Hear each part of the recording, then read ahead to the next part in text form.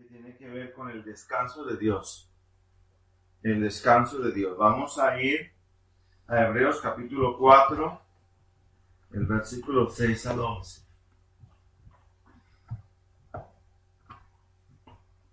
Hebreos, el capítulo 4, el versículo 6 al 11.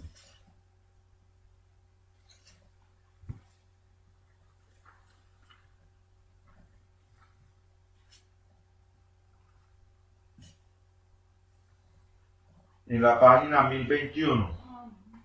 Hebreos capítulo 4, versículos 6 al 11.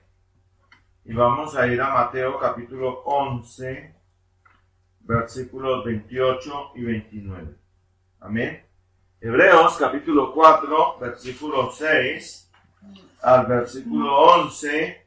Y Mateo capítulo 11, versículos 28 al 29. Entonces vamos a leerlo todo de todo corazón. Amén. Como dice: así pues, resta que algunos han de entrar en él, y que aquellos a quienes primero fue anunciado no entraron por causa de la desobediencia. Determina otra vez un cierto día diciendo: hoy por David, tanto tiempo después, como está dicho, si oyereis hoy su voz, no endurezcáis vuestros corazones. Porque si Jesús, Josué en el hebreo, les hubiera dado el reposo, no hablaría después de otro día. Así que queda el sabatismo para el pueblo de Dios. Porque el que ha entrado en su reposo, también ha reposado de sus obras como Dios de las suyas. Apresurémonos pues de entrar en aquel reposo, para que ninguno caiga en semejante ejemplo de desobediencia. Amén. Mateo capítulo 11, versículos 28 y 29. Venid a mí todos los que estáis trabajados y cargados, que yo os haré descansar. Llevad mi yugo sobre vosotros y aprended de mí, que soy manso y humilde de corazón, y hallaréis descanso para vuestras almas. Porque mi yugo es fácil y ligera mi carga. Amén. Bendito sea el nombre del Señor. Padre, te damos gracias por esta tu palabra. Te pedimos que tú seas dándonos hoy bendición de lo alto, abriendo nuestras mentes y corazones para entender esta tu santa palabra. Te lo pedimos en el nombre de Jesús, y que tengamos en nuestras vidas el verdadero descanso que es Dios en Cristo, Señor. En el nombre de Jesús, amén y amén. Muy bien.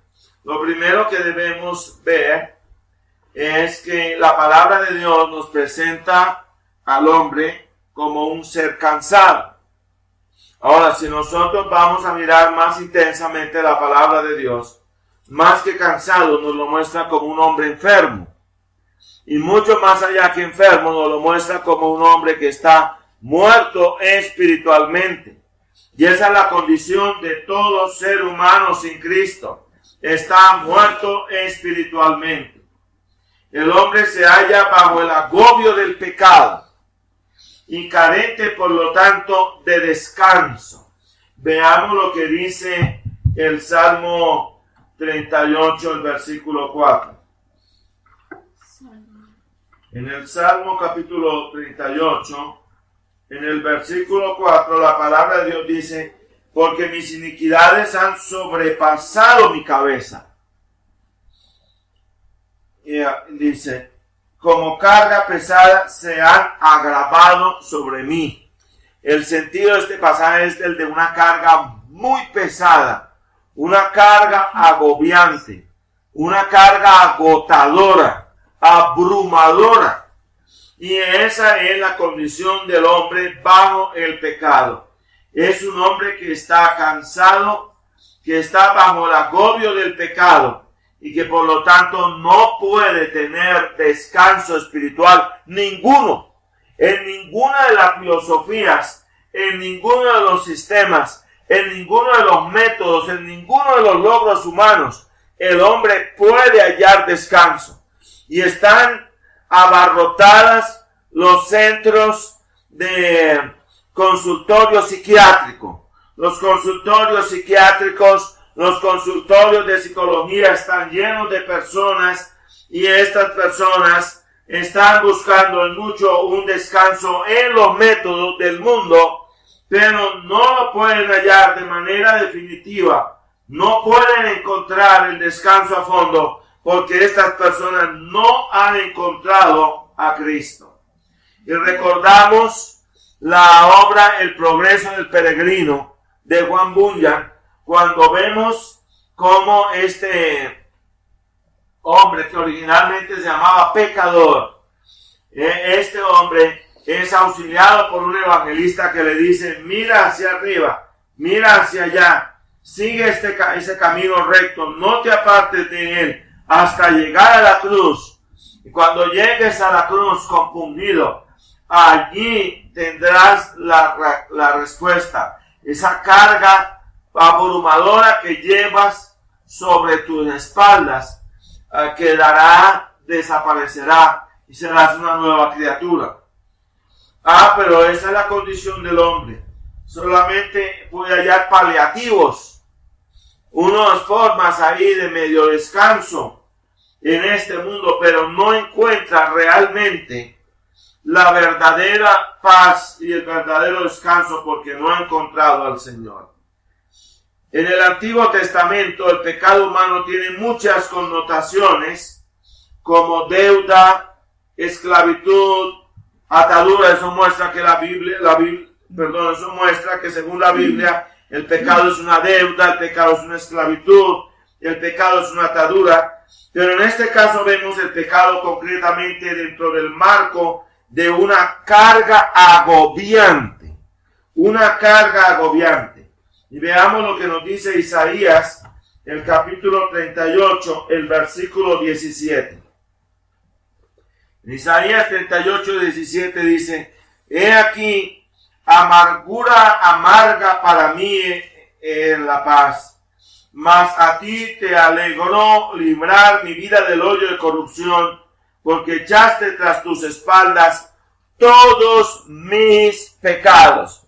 Toda la carga, toda la amargura amarga para mí es quitada. ¿Por qué? Porque al Señor le alegró librar mi vida del hoyo de corrupción. Porque el Señor echó tras sus espaldas todos mis pecados. Todos mis pecados. Aquí está hablando Isaías proféticamente. Pero no toda carga espiritual es pecado. También tenemos las pruebas que son cargas y no son necesariamente un pecado. Veamos la primera de Pedro, capítulo 1, versículos 6 y 7.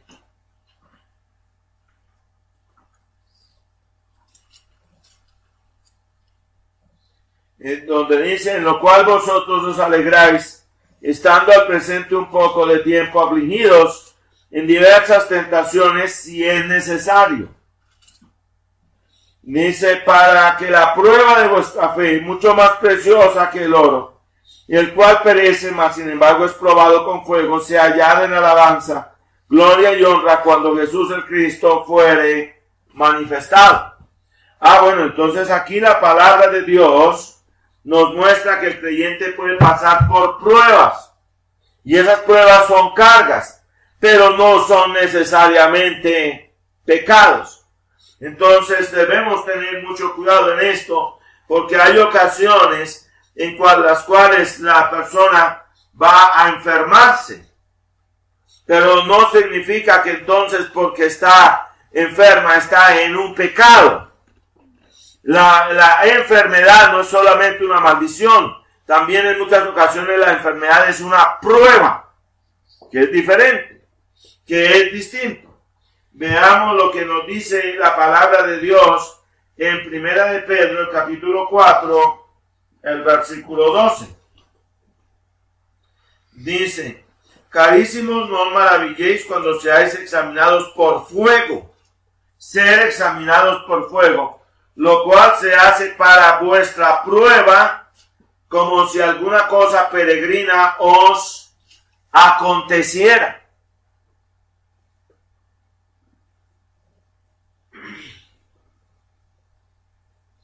El autor de la epístola a los Hebreos, en el contexto extenso del capítulo 3, versículo 1 al capítulo 4, versículo 13, esta cita la doy para que la lean en sus casas, está haciendo alusión al pueblo de Israel, un pueblo cansado de 400 años de esclavitud, que no entró en el descanso del pueblo de Dios.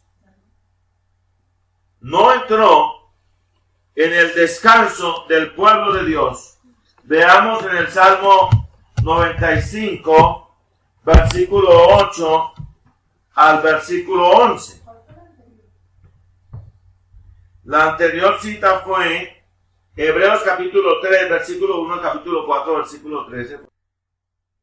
Bien, y entonces lo que dice el Salmo 95, los versículos 8 al 11, es lo siguiente: no endurezcáis vuestro corazón como en Meriba, como en el día de Masá, en el desierto, donde me tentaron vuestros padres, me probaron y vieron mi obra.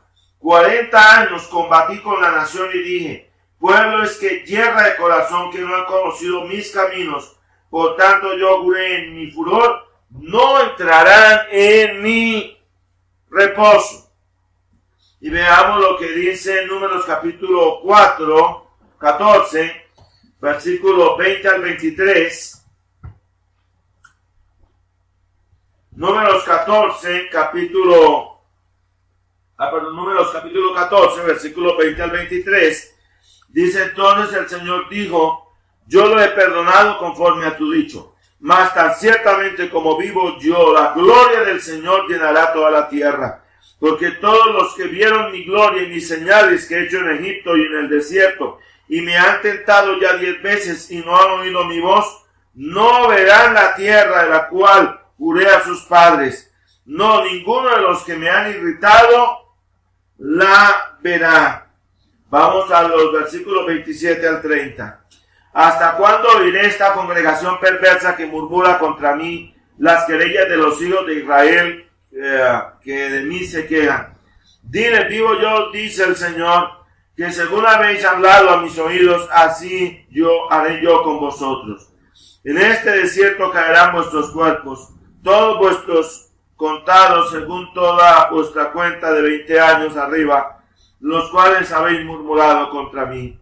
Vosotros a la verdad no entraréis en la tierra, por la cual alcé mi mano de haceros habitar en ella, exceptuando a Caleb, hijo de Jefone, y a Josué, hijo de Nun. Entonces noten que la Biblia nos hace ver que el pueblo de Israel, un pueblo cansado de 400 años de esclavitud, no entró en el descanso del pueblo de Dios a causa de su incredulidad. Entonces nosotros tenemos que comenzar por reconocer nuestro cansancio, reconocer nuestra cadena. Veamos Oseas, capítulo 5, el versículo 15. Aquí está una carga que el hombre lleva sobre sí: la incredulidad. Oseas, el capítulo 5, el versículo 15. Dice: andaré y tornaré a mi lugar hasta que reconozcan su culpa y busquen mi rostro. En su angustia madrugarán a mí. Bendito sea el nombre del Señor. Y gracias por a Dios por el avivamiento de esta mañana. Lo cierto es que la palabra de Dios nos muestra que necesitamos reconocer nuestro cansancio, necesitamos reconocer nuestra cadena, necesitamos reconocer nuestra llaga, nuestro pus, nuestra crisis. En primer lugar, entonces la palabra de Dios nos muestra al hombre como un ser cansado. Luego viene en segundo lugar el perfecto designio divino del descanso para el hombre. Dice: venid a mí todos los que estáis trabajados y ¿qué? Cargados. Y en segundo lugar dice: y yo os haré descansar. Y vamos a Isaías, el capítulo 54, el versículo 11. Allí en Isaías, el capítulo 54, el versículo 11 dice: pobre, fatigada con tempestad, sin consuelo.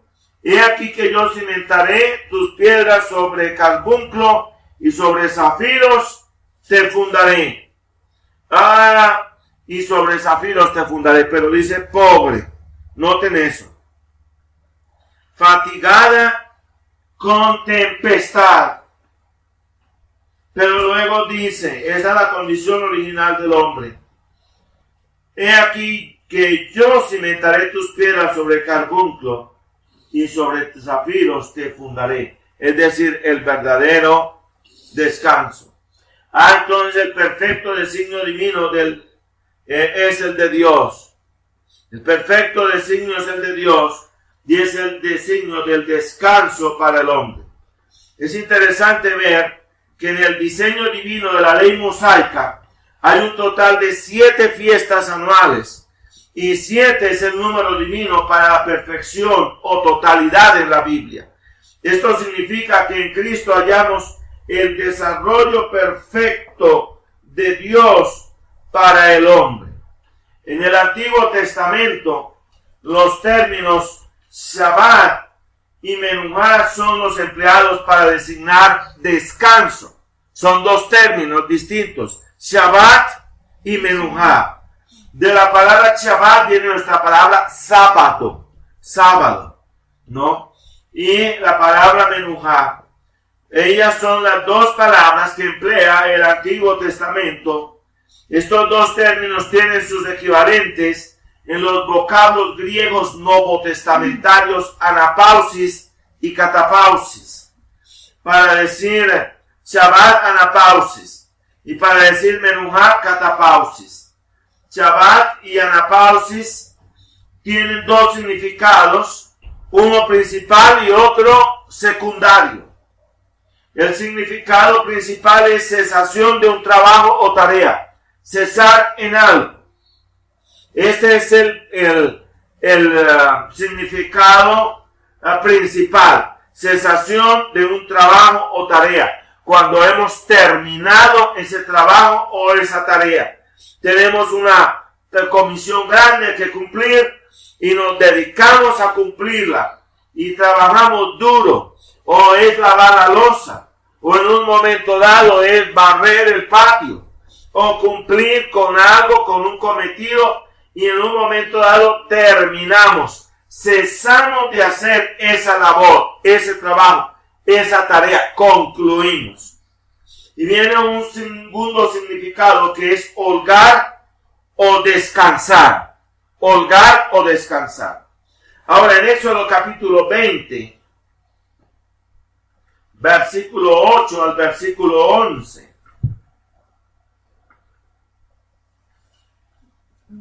Veamos lo que dice la palabra. Te acordarás del día de reposo para santificarlo. 6 días obrarás y harás toda tu obra.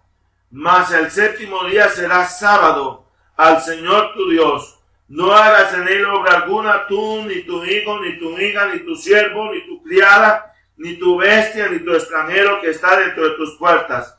Porque en 6 días hizo el Señor los cielos y la tierra, el mar y todas las cosas que en ellos hay, y reposó en el 7º día. Por tanto el Señor bendijo el día del sábado y lo santificó. Dice que lo bendijo y lo santificó. Bendito sea el nombre de Dios. En este pasaje de Éxodo 20, Shabbat adquiere un tercer sentido. Un tiempo de consagración para Dios. Significa entonces un tiempo apartado ¿para quién? Para Dios. Menuhá significa más concretamente lugar de descanso, sitio o estado o situación que permite o da lugar al descanso. Esto es lo que significa Menuhá. Repito, lugar de descanso, sitio o estado o situación que permite o da lugar al descanso. Es aquí entonces cuando Menuhá asume el sentido trascendental de permanencia. Es decir, permanecer en un estado. Permanencia, estabilidad, seguridad, calma, quietud en un determinado lugar. Y vamos a ver lo que nos dice Segunda de Crónicas, el capítulo 6, el versículo 41. Segunda de Crónicas, el capítulo 6, el versículo 41.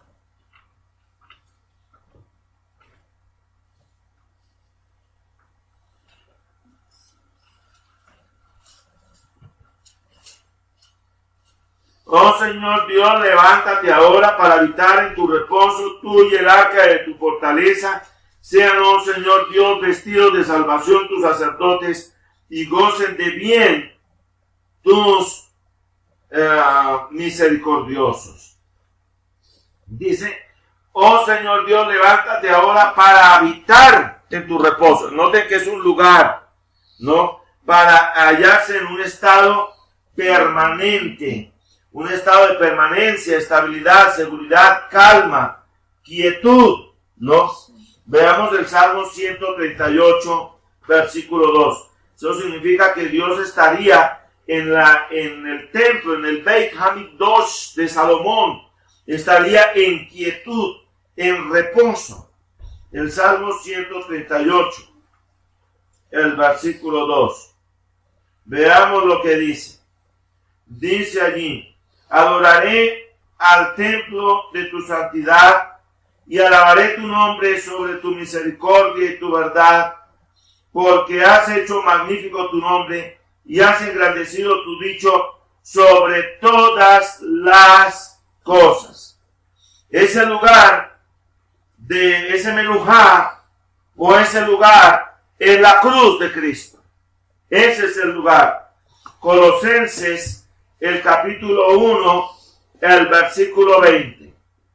En Colosenses, el capítulo 1, el versículo 20, la palabra de Dios dice así: y por él reconciliar todas las cosas, o sea, por Cristo, reconciliar todas las cosas a sí mismo, pacificando por la sangre de su madero, así lo que está en la tierra como lo que está en los cielos. Y todo esto se pacifica ¿en quién? En Cristo. En Cristo. En el lugar precioso de la cruz de Cristo. Y en el trono de la gracia. Veamos lo que dice Hebreos el capítulo 4, el versículo 16. En Hebreos 4, 16 dice, lleguémonos pues confiadamente al trono de su gracia. ¿A qué lugar llegamos? Al trono de su gracia. Para alcanzar misericordia y hallar gracia para la ayuda mutua. Bendito sea el nombre del Señor. Entonces nosotros aquí en segundo lugar vemos que hay un perfecto divino designio que es el descanso para el hombre. En tercer lugar damos el descanso del hombre, fruto de la obra redentora de Cristo en la cruz del Calvario. ¿Y qué nos dice Hebreos 11, 28? Llevad mi yugo sobre vosotros. ¿Cómo podemos llevar el yugo de Cristo? ¿Cómo podemos llevar el yugo de Cristo si Él no llevó en sustituto nuestro aplastante yugo del pecado? Pero entonces para nosotros poder llevar el yugo de Cristo, se requiere que Él lleve el yugo nuestro. Y el asunto es que el yugo aplastante del pecado lo llevó Cristo sobre sí. Esto no significa que estemos de holganza, porque ahora vamos a llevar el yugo de Cristo sobre nosotros. Y viene entonces la sustitución. Cristo murió por nosotros. He aquí la buena nueva del Evangelio. Dice el apóstol Pablo en Romanos el capítulo 5, los versículos 7 al versículo 8, lo siguiente. Ciertamente apenas muere alguno por un justo, porque por lo bueno puede ser que alguno osara morir. Mas Dios encarece su caridad para con nosotros, en que siendo pecadores, Cristo murió. ¿Por quiénes? Por nosotros. Cristo murió por nosotros. Llevar mi yugo sobre vosotros significa como contraparte, yo llevaré vuestro yugo sobre mí. Eso es lo que está diciendo el Señor allí. Él va a llevar el yugo nuestro sobre sí. Yo llevaré vuestro yugo sobre mí. Descanso aquí no significa entonces holganza. No significa que nosotros vamos a estar horros y de balde al estilo latinoamericano, sino suspensión regocijante de un yugo insoportable por otro ligero y fácil de llevar. Ahora, lo cierto es que el apóstol Pedro dice que el justo con dificultad se salva. Eso significa que la santificación no es fácil, que el creyente tiene que librar una lucha ardua contra la carne, contra el mundo, contra el pecado, contra Satanás, pero proporcionalmente esta carga es mucho mejor, porque es una carga de morir para vivir. No es la carga vana del presuntamente vivir para finalmente morir. Shabbat y anapausis nunca denotan esencialmente el sentido de ocio u holganza, de estar tirados en la hamaca. El poema crítico de Rafael Pombo de la hamaca en Colombia. No es ese el sentido jamás de las palabras Shabbat y anapausis. Nunca denotan esencialmente el sentido de ocio y holganza, sino de un cambio reparador creativo. El sentido del compromiso de lo que significa ser cristiano. No podemos olvidar lo que nos dice Gálatas el capítulo 2, el versículo 20. Gálatas el capítulo 2, el versículo 20 dice: con Cristo estoy juntamente colgado en el madero, y vivo no ya yo, sino vive Cristo en mí. Y lo que ahora vivo en la carne, lo vivo por la fe del Hijo de Dios, el cual me amó y se entregó a sí mismo por mí. Todo lo que dice la palabra del Señor. Luego vemos el paralelismo entre los descansos de la ley y la gracia. Hay una promesa de Shabbat y Menujá en el Antiguo Testamento.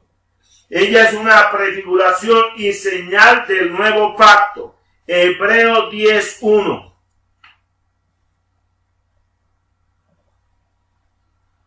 Dice: porque la ley, teniendo una sombra a los bienes venideros, no la representación misma de las cosas, nunca puede hacer perfectos a los que se allegan por los mismos sacrificios que ofrecen continuamente cada año. Notarán ustedes entonces que la ley tiene unas limitantes. La ley lo que nos muestra es la sombra de las cosas. Veamos un breve paralelismo entre el pacto mosaico y el nuevo pacto. En el pacto mosaico, Josué introduce al pueblo al descanso terrenal. Veamos Josué capítulo 3, versículo 14 al 17.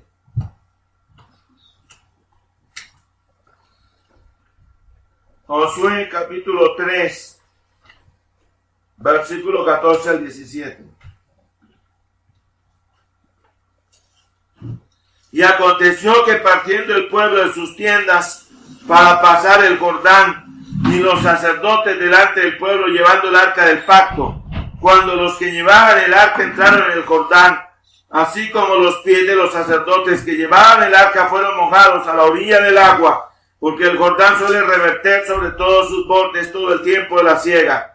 Las aguas que descendían de arriba se cortaron como en un montón bien lejos de la ciudad de Adán, que está al lado de Zaretán, y las que descendían al mar de los llanos, al mar salado, se acabaron y fueron cortadas, y el pueblo pasó frente a Jericó. Mas los sacerdotes que llevaban el arca del pacto del Señor Estuvieron en seco, firmes en medio del Jordán, hasta que todo el pueblo que hubo acabado de pasar el Jordán, y todo Israel pasó en seco. Y entonces aquí vemos a Josué introduciendo al pueblo de Israel al descanso terrenal. Pero Jesús introduce a su pueblo al descanso celestial. Veamos Juan capítulo 14, versículo 1 al 4.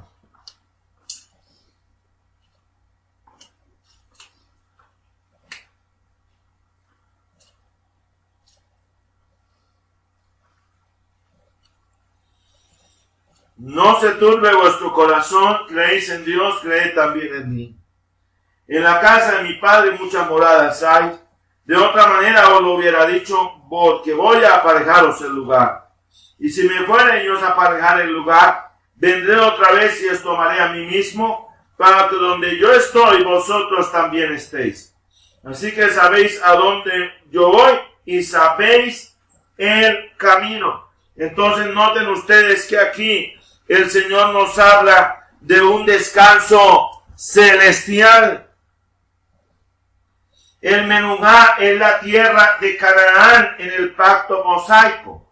Veamos el Salmo 105, el versículo 11. En el Salmo 105, el versículo 11,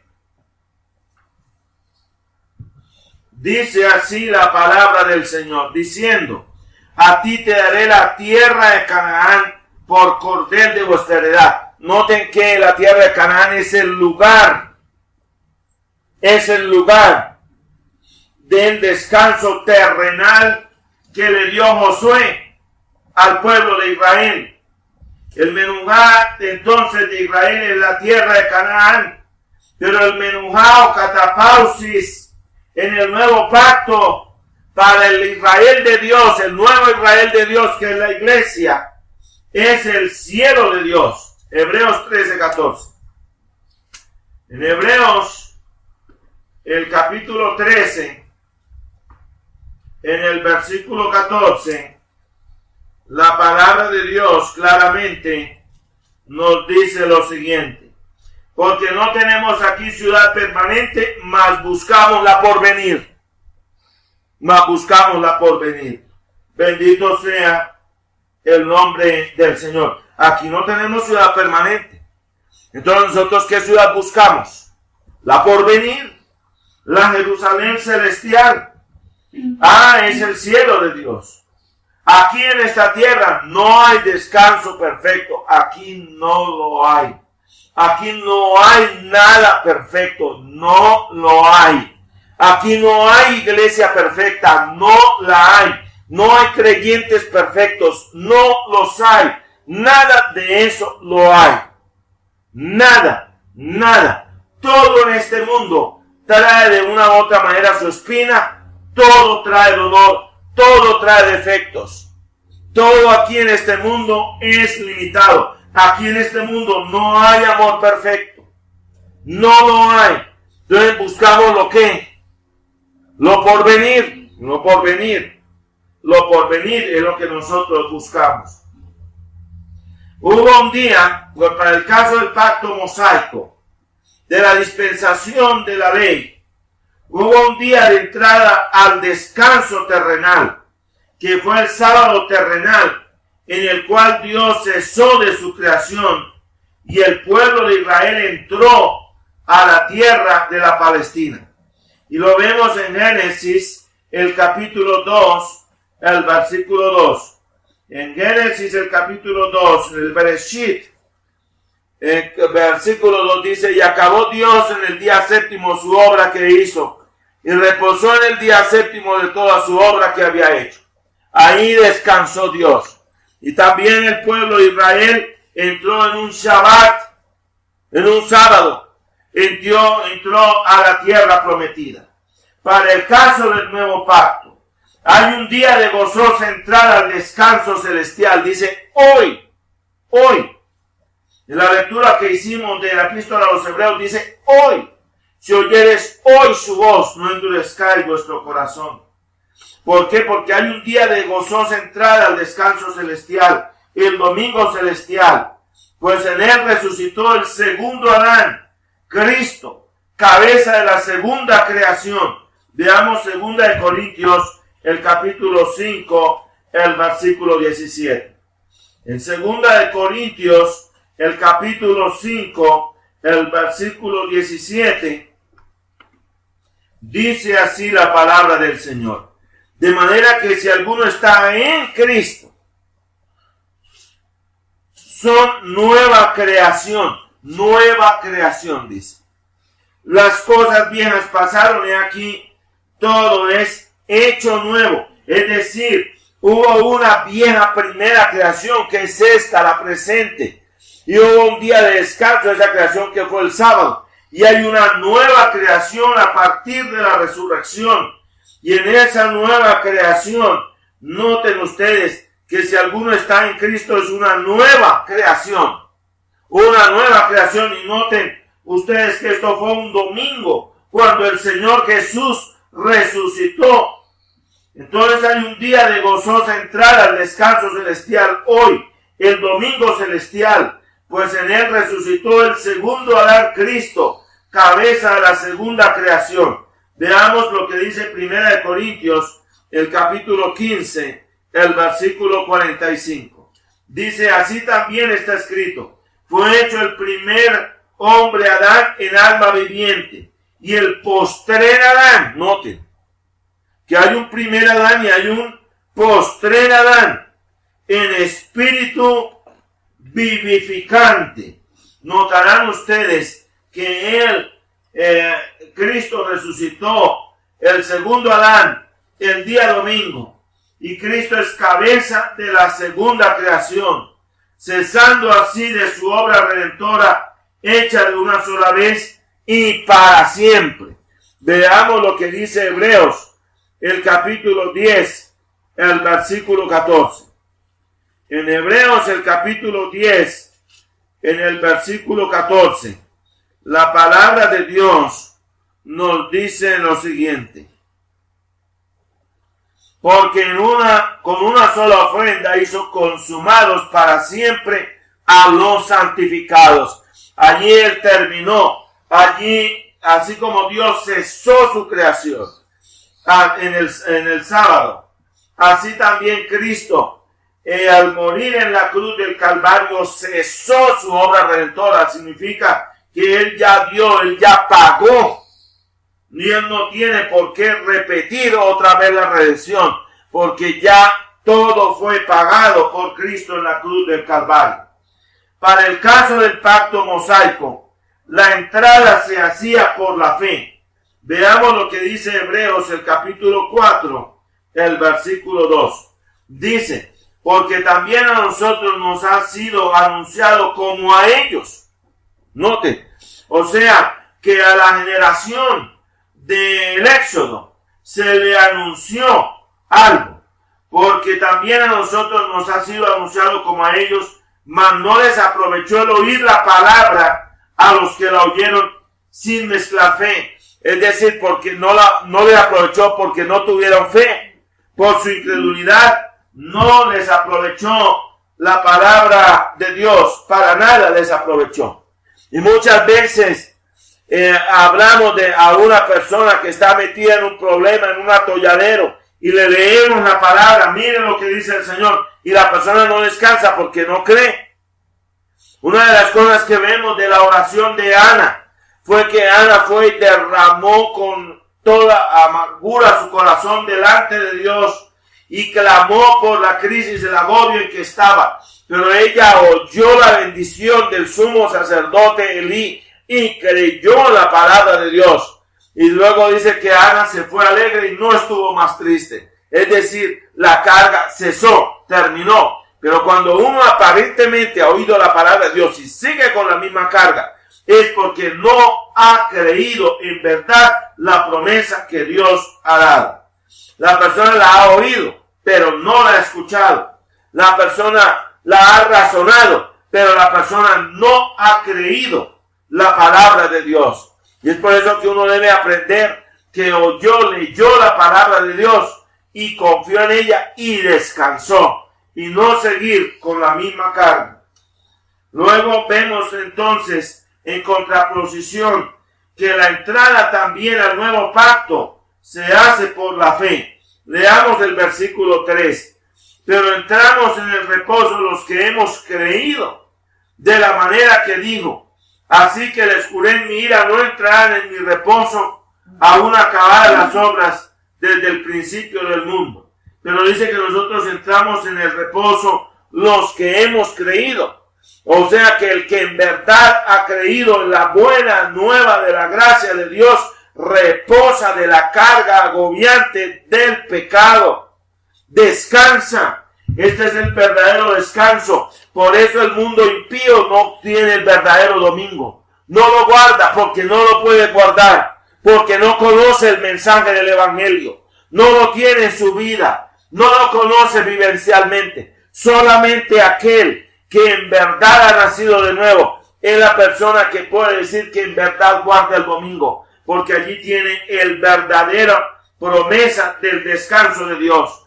Es como el mundo pretende que guarda la Navidad y que celebra el nacimiento de Cristo, pero no lo puede hacer. El mundo guarda la neosaturnalia, o sea, la saturnalia pagana. Eso es lo que guarda el mundo, porque el mundo no conoce a Cristo. No conociendo el mundo a Cristo, el mundo no puede celebrar la verdadera Navidad.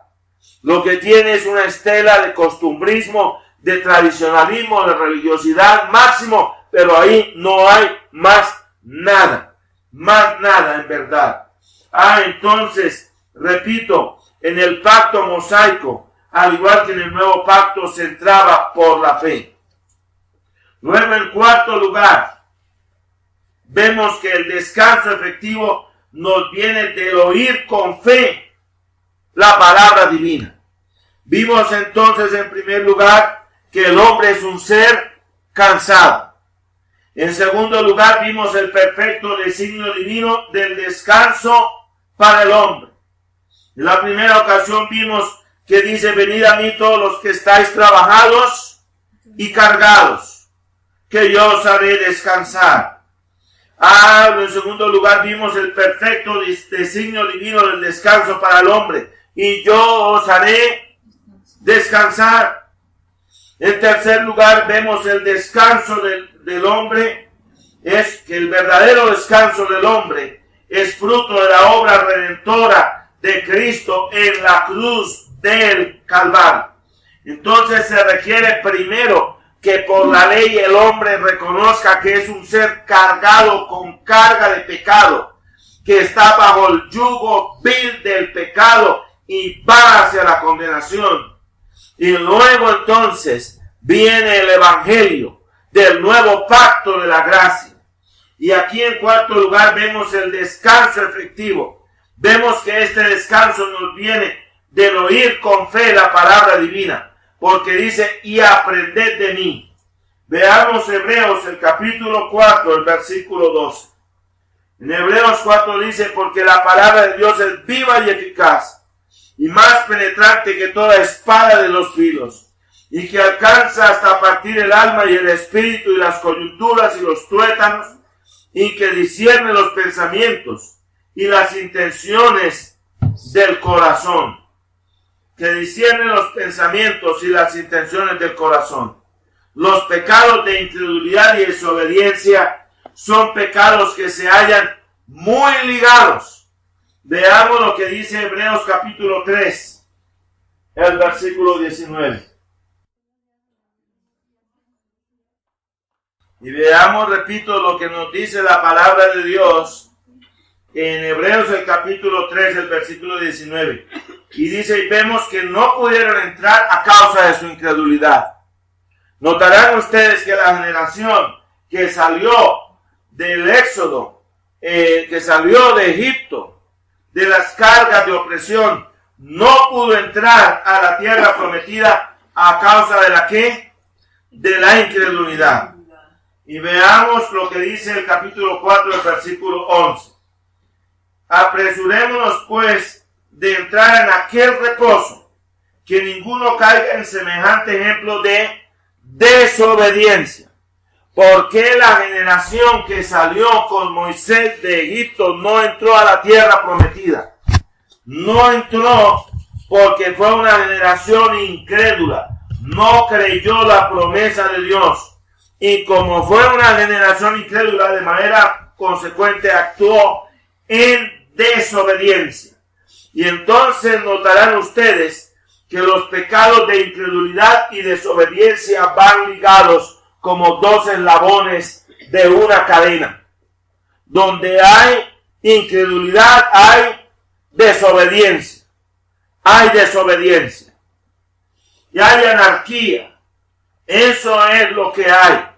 Porque son pecados que van ligados. Los pecados de incredulidad y desobediencia se hallan muy ligados entre sí. Es que el pecado tiene una naturaleza, no está solo, él va ligado. Y entonces el pecado es como una cadena. Un eslabón lleva a otro eslabón y ese eslabón lleva a otro eslabón. Y naturalmente que el eslabón de la incredulidad lleva a la desobediencia. Porque la persona no puede obedecer porque no hay la motivación para la obediencia, que es la fe. Si obedeciera, si la persona en verdad creyera, obedecería. Es lo que viene de inmediato. En su contraparte, la fe y la obediencia también se hallan estrechamente relacionadas. Vamos a ver Mateo capítulo 7. Mateo capítulo 7, versículo 24 al 27. En Mateo el capítulo 7, el versículo 24 al 27, dice así: cualquiera pues que me oye estas palabras y las hace, le compararé al varón prudente que edificó su casa sobre la peña, y descendió lluvia y vinieron ríos, y soplaron vientos y combatieron aquella casa y no cayó, porque estaba fundada sobre la roca. Y cualquiera que me oye estas palabras y no las hace, le compararé al varón loco que edificó su casa sobre la arena. Y descendió lluvia y vinieron ríos y soplaron vientos, e hicieron ímpetu en aquella casa y cayó, y fue grande su ruina. Entonces noten que dice: cualquiera pues que me oye estas palabras y las hace. Más adelante: y cualquiera que me oye estas palabras y no las hace.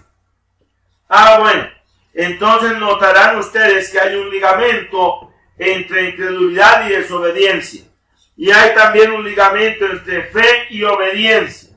¿Por qué? Porque las dos se hallan estrechamente relacionadas. Por lo tanto, el que cree, obedece. ¿Por qué creen que obedece?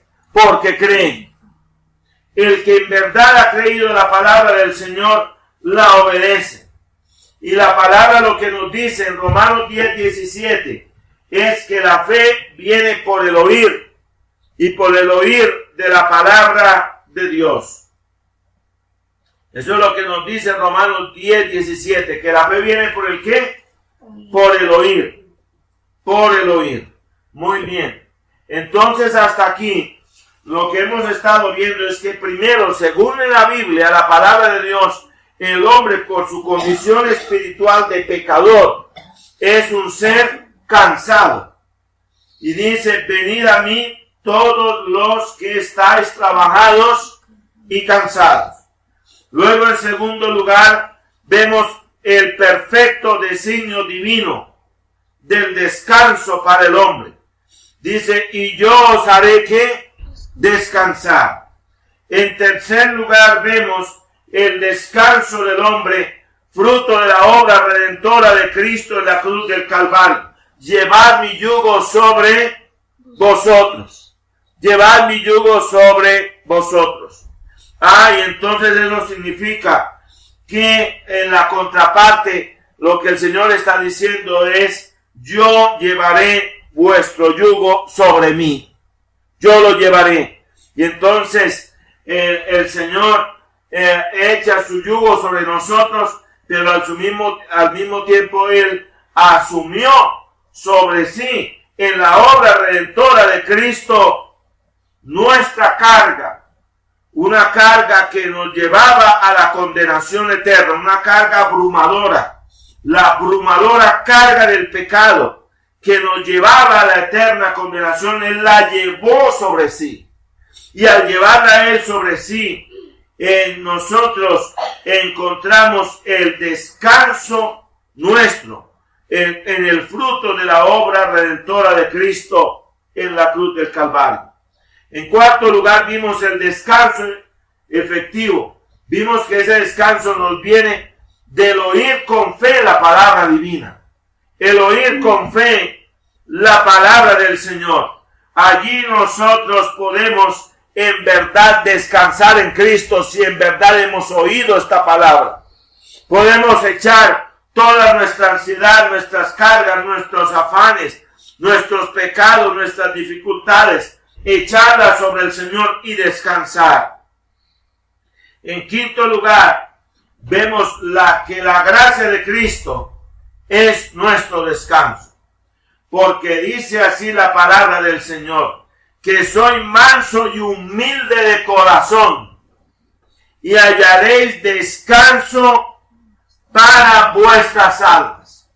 Y veamos lo que nos dice Hebreos capítulo 4, los versículos 14 al 16. En Hebreos el capítulo 4, los versículos 14 al 16, dice así la palabra del Señor. Por tanto, teniendo un gran sumo sacerdote que penetró los cielos, Jesús el Hijo de Dios, retengamos esta profesión de nuestra esperanza, porque no tenemos sumo sacerdote que no se pueda compadecer de nuestras flaquezas, mas tentado en todo según nuestra semejanza, pero sin pecado. Lleguémonos pues confiadamente al trono de la gracia para alcanzar misericordia y hallar gracia para la ayuda oportuna. Y hallar gracia para la ayuda oportuna. Y entonces noten ustedes que la palabra nos dice que Cristo es un gran sumo sacerdote que ha penetrado los cielos, que Él es el Hijo de Dios, y que sobre esa base retengamos esta profesión de nuestra esperanza. Que Él fue un sumo sacerdote, que Él es un sumo sacerdote, que se puede compadecer de nuestras flaquezas, porque Él fue tentado en todo según nuestra semejanza. Y Él conoció la carga del pecado sobre sí, aunque Él nunca pecó, porque dice, pero sin pecado. Y que entonces podemos llegarnos confiadamente al trono de la gracia para hallar ¿qué? Gracia. Gracia para el oportuno socorro. ¿Qué hallamos en el trono de la gracia? Gracia. Y entonces aquí la palabra gracia es sinónimo de descanso. Descanso de una agobiante labor. Descanso de un agobiante yugo. Y entonces vemos otra cosa aquí de inmediato, que es la dulzura de Cristo.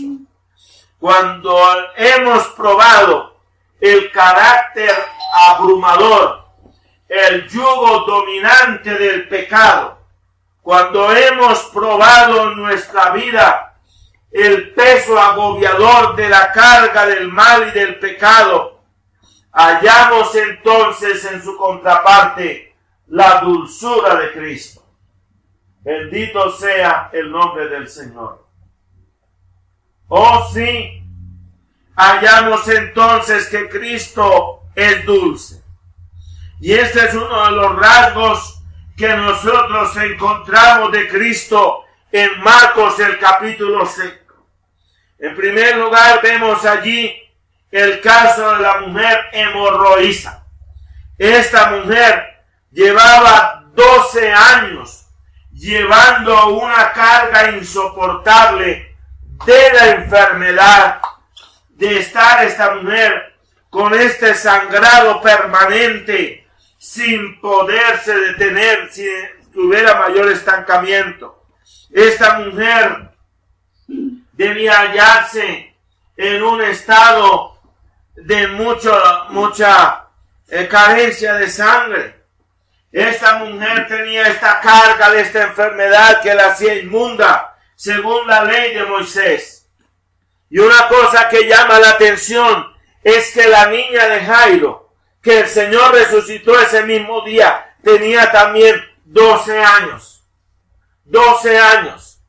Y nosotros miramos Marcos 5, nosotros nos damos cuenta que el principal de la sinagoga era este Jairo. Así que Jairo estaría sentado en el asiento principal o en los principales asientos de la sinagoga. Era maestro de la ley, era un rabino judío. Pero esta mujer no podía entrar a la sinagoga porque era una hemorroísa. Tenía esta hemorragia permanente. Así que ella no podría entrar a la sinagoga, ella estaría afuera. 12 años hacía que este Jairo se gozaba con su hija. Era su hija amadísima.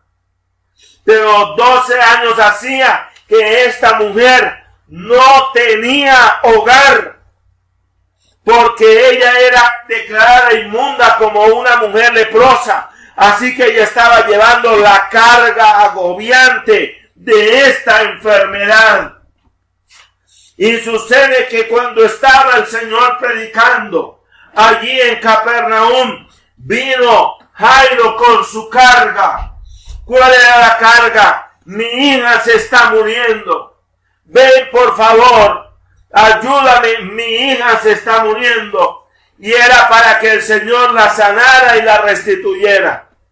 La carga se hizo más agobiante para Jairo cuando en el camino le dijeron: ¿para qué inoportunas más al maestro? Ella ya se murió.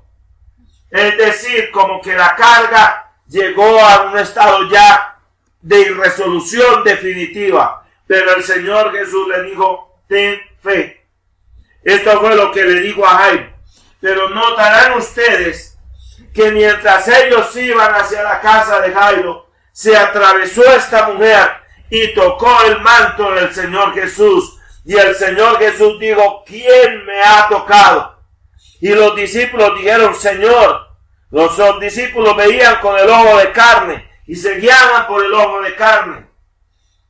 Le dicen: ves que la multitud te aprieta y tú dices: ¿quién me ha tocado? Eso es lo que tú dices, Señor. ¿Quién me ha tocado? Y el Señor dijo: alguien me tocó porque virtud ha salido de mí. Y dice que él miraba. Y una cosa muy interesante es que su mirada era escrutadora, pero no era inquisidora, que era diferente. Es el mismo sentido griego de la mirada de Jesús cuando dice que Pedro por tercera vez le negó. Y dice que en aquella hora Jesús le miró y Pedro se conmovió en extremo para arrepentirse. Y entonces es una mirada intensa, amorosa. Y aquí vemos entonces de un lado el poder de Cristo. El poder, Él tuvo poder para que fuera sanada esta mujer de su hemorragia, de su condición de hemorroísa. Y tuvo poder para resucitar a la hija de Lázaro. Pero ojo con esto, había algo allí que era la dulzura de Cristo. La dulzura del Señor. Y esto nos habla de la dulzura de la gracia. Cuando hemos probado el yugo vil del pecado, cuando hemos probado la botella inmunda de este mundo y hallamos que esa botella no satisface la sed espiritual de nuestra existencia, cuando hemos probado los falsos medicamentos de este mundo, que en lugar de curar nuestra enfermedad y nuestra crisis espiritual, la agobian. Entonces, por la gracia de Dios, oímos el mensaje del Evangelio. Y si en verdad creímos ese mensaje, si en verdad vinimos de corazón a sus pies, allí probamos la dulzura de Jesús. la dulzura de Cristo, la dulzura de la gracia la probamos.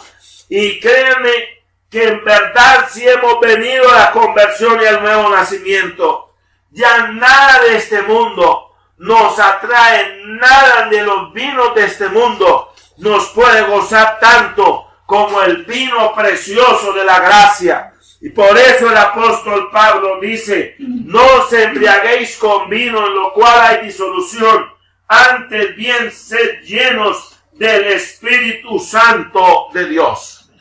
Eso es lo que dice. Entonces ya en este mundo nada nos deleita. El único deleite que comenzamos a ver es Cristo. Es lo que en verdad sacia el alma, lo que en verdad sacia el corazón. Podemos leer muchos libros, podemos leer muchas obras literarias maravillosas, pero nada como la lectura de los evangelios, nada como la lectura de la palabra del Señor.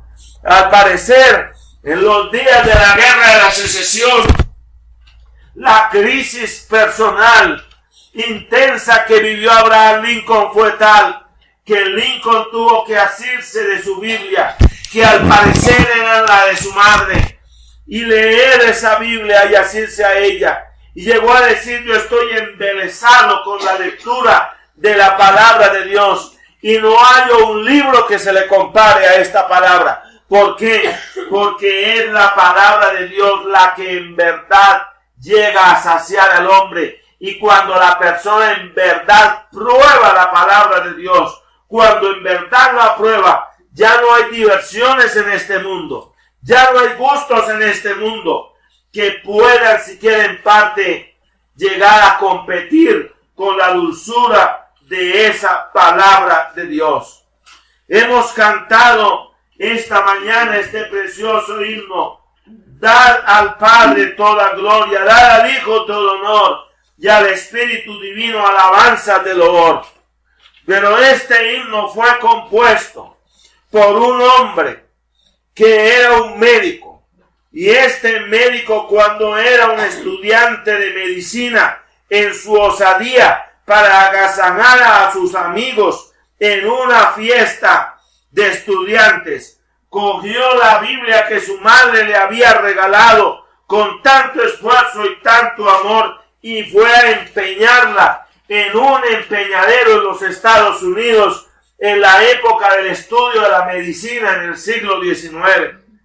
Y luego, pasados los años, él se encontró con el caso de un anciano que todo el tiempo estuvo reclamando: tráiganme mi libro, tráiganme mi libro, tráiganme mi libro.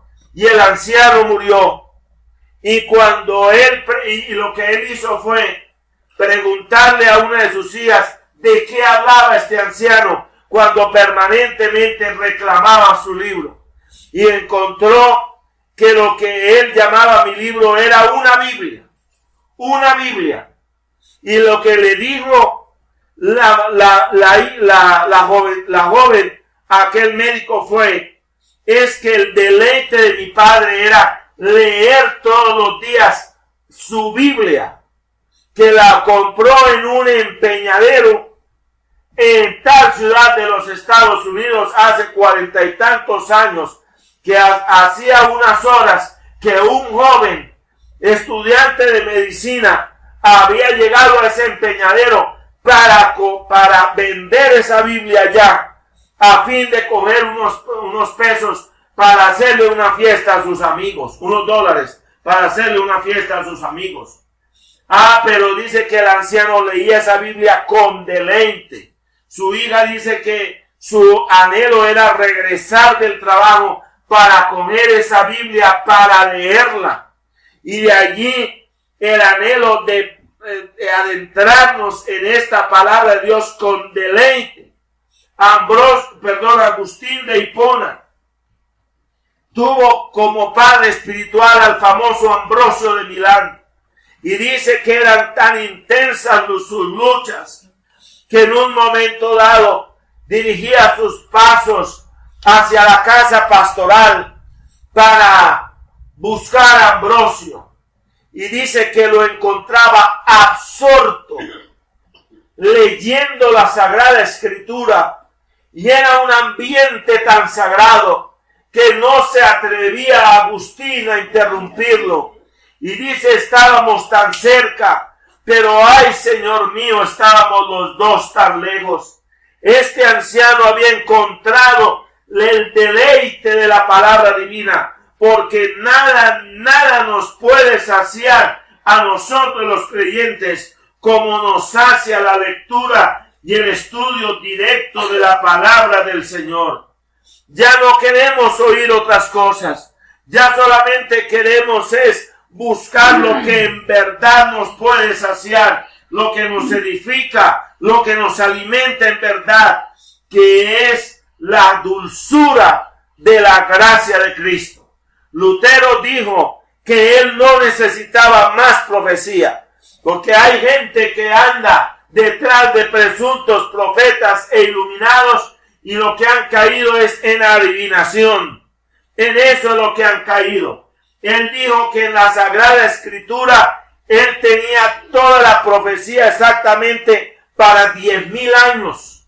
Si Dios le concediera vivir 10,000 años y vivir 10,000 vidas en esos 10,000 años. Y sencillamente en la Biblia yo lo tengo todo. Toda la profecía está aquí completa. Y aquí es donde hallamos la amargura de la ley que nos hace hacer muchos gestos, porque es una medicina que nos saca los parásitos y nos hace ver nuestra condición sin Cristo de un lado, y del otro lado hallamos la dulzura del Evangelio, de la suficiente gracia eficaz de Dios.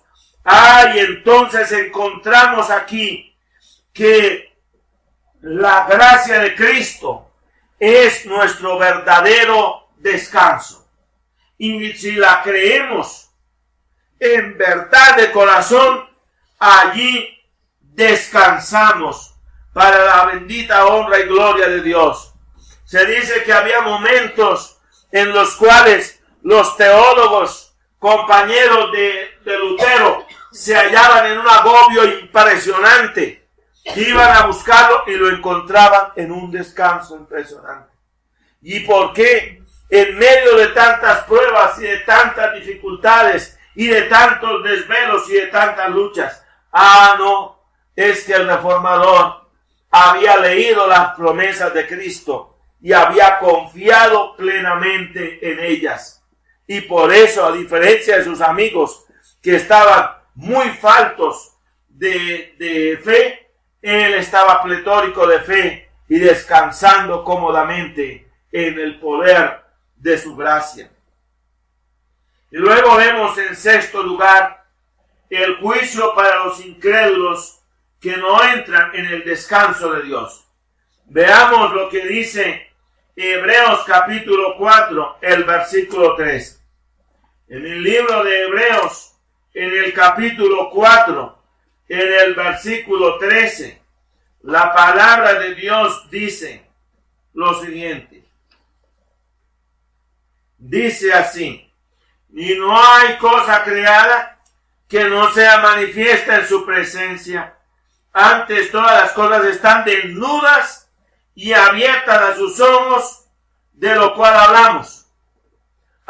Sucede que no hay cosa creada que no sea manifiesta en su presencia. No hay nada, mi hermano, que suceda en este mundo que no esté al descubierto delante de Dios. No hay cosa ante Él que esté encubierta.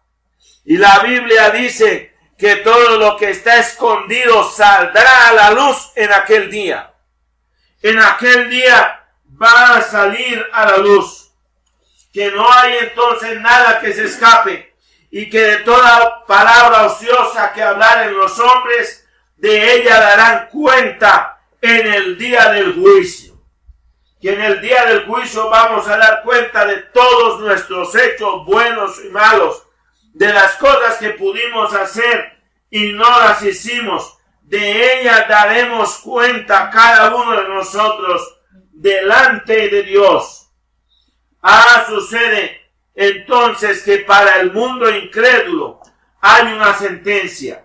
No entrarán en el descanso de Dios. No entrarán. Los impíos serán trasladados al Seol. Veamos lo que dice el Salmo 9:17. El Salmo 9:17 nos dice la palabra de Dios así: los malos volverán al Seol, todos los gentiles que se olvidan de Dios. Ese será su lugar, es decir, el tormento eterno por los siglos de los siglos sin fin. Veamos lo que nos dice también Apocalipsis capítulo 20, versículo 11 al 15. Este era un pasaje que le causaba horror al reformador alemán. Apocalipsis capítulo 20, versículo 11 al 15. Y vi un gran trono blanco, y al que estaba sentado sobre él, de delante del cual huyó la tierra y el cielo, y no fue hallado el lugar de ellos. Y vi los muertos grandes y pequeños que estaban delante de Dios, y los libros fueron abiertos. ¿Qué fue lo que fue abierto? Los libros. ¿Qué fue lo que fue abierto? Los libros fueron abiertos. Y otro libro fue abierto, el cual es el libro de la vida. ¿Qué libro es ese? El libro de la vida. Ana María, ¿cuál libro es ese? El libro de la vida. Porque tú eres una niña muy inteligente. Ana Sofía. Y fueron juzgados los muertos por las cosas que estaban escritas en los libros según sus obras. Los muertos fueron juzgados por las ¿qué? Las cosas que estaban escritas en los libros según sus ¿qué? Sus obras. Y el mar dio los muertos que estaban en él. ¿Qué dio el mar? Los muertos que estaban en él. Y la muerte y el Hades dieron los muertos que estaban en ellos. Y fue hecho juicio de cada uno según sus obras. Y el Hades y la muerte fueron lanzados en el lago de fuego hasta la muerte segunda. Y el que no fue hallado escrito en el libro de la vida fue lanzado en el lago de fuego, que es el tormento eterno por los siglos de los siglos sin fin. Allí no hay descanso ninguno. Dijo el Señor Jesús, que allí será el lloro y el crujir de dientes. Y esto sin sombra de esperanza ninguna. Serán las tinieblas eternas. Será el horror, allí será el quejido. Allí será el lloro. Allí será la desazón por los siglos de los siglos sin fin. Pensemos en esa horrenda condición. ¿Qué tal que nuestro nombre no se haya escrito en el libro de la vida y nuestro lugar sea ese lugar de tormento eterno por los siglos de los siglos sin fin en el infierno? Esa será la condición de juicio para los incrédulos por causa de su pecado y de su incredulidad. No entrarán en el descanso de Dios. Tremendo esto, ¿verdad? Cosa tremenda la que hemos visto esta mañana. Y veamos finalmente lo que dice Job capítulo 11. Versículos 13 al 19.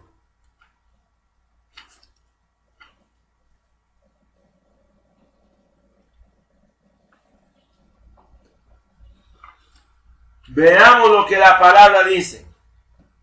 Si tú preparares tu corazón y extendieres a él tus manos, es decir, ¿a quién?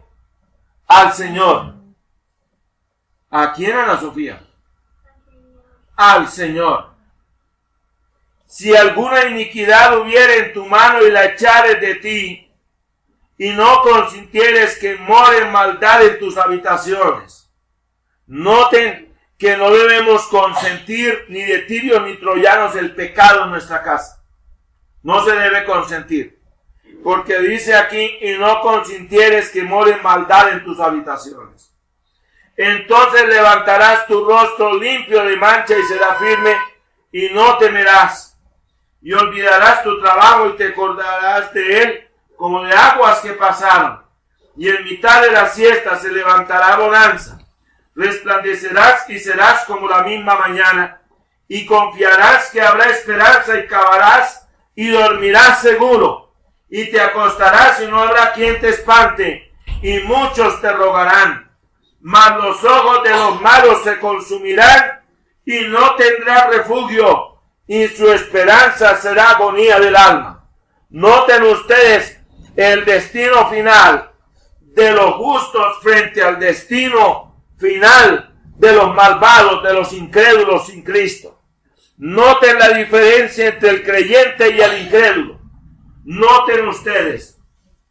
Vamos al capítulo 22, del versículo 21 al 30. Job capítulo 22.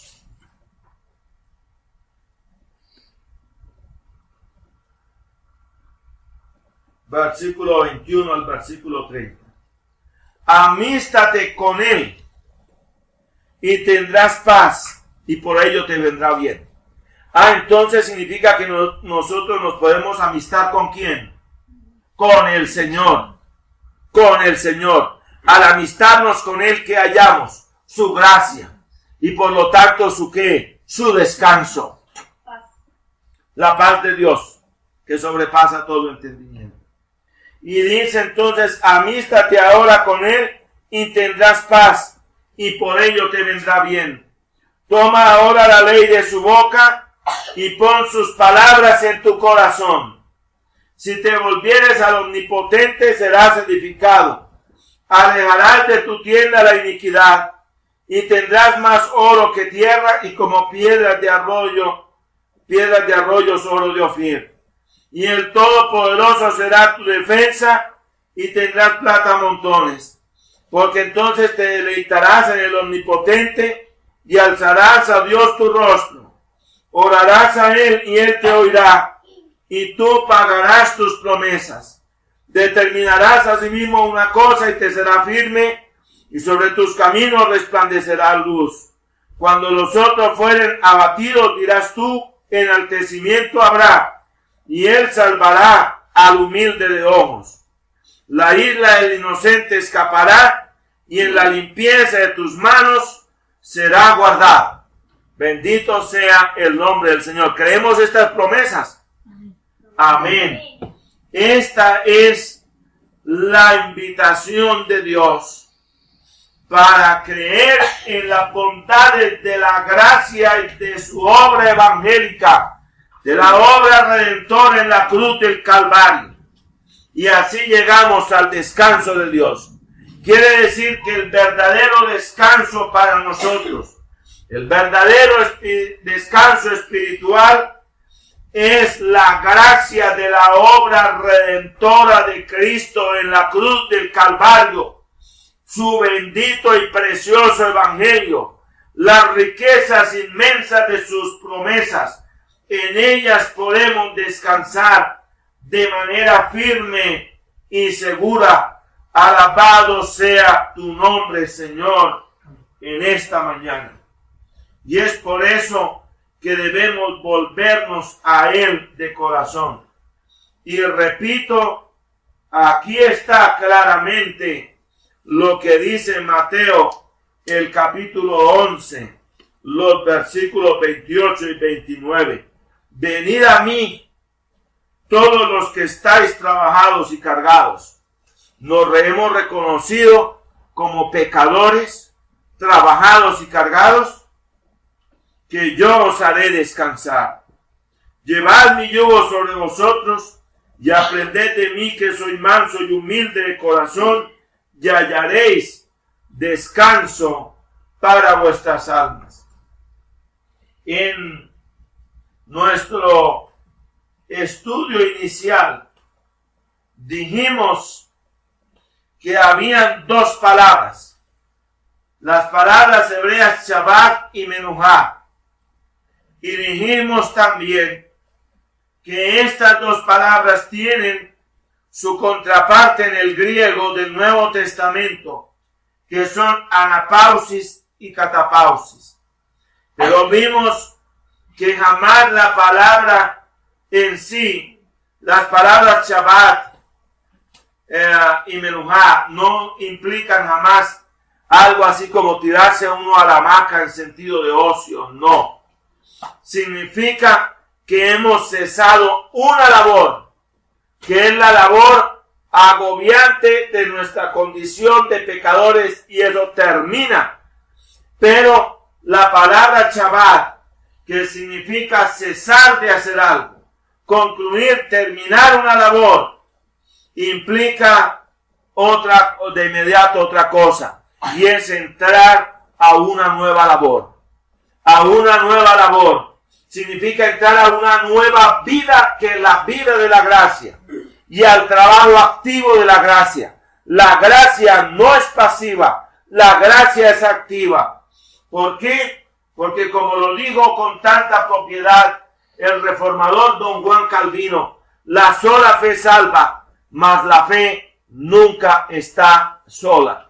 Es una fe activa en frutos de gracia para Dios.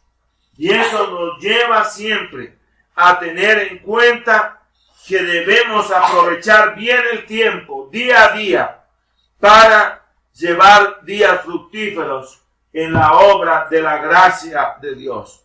Bendito sea el nombre del Señor. Muy bien, hermanos, recordemos que el Señor Jesús nació, murió para nuestra redención, resucitó para nuestra justificación, ascendió a los cielos para interceder por nosotros y viene pronto. Y oramos, Señor, en esta hora, pidiéndote perdón por nuestros pecados. Ay, ellos nos cansan, Señor.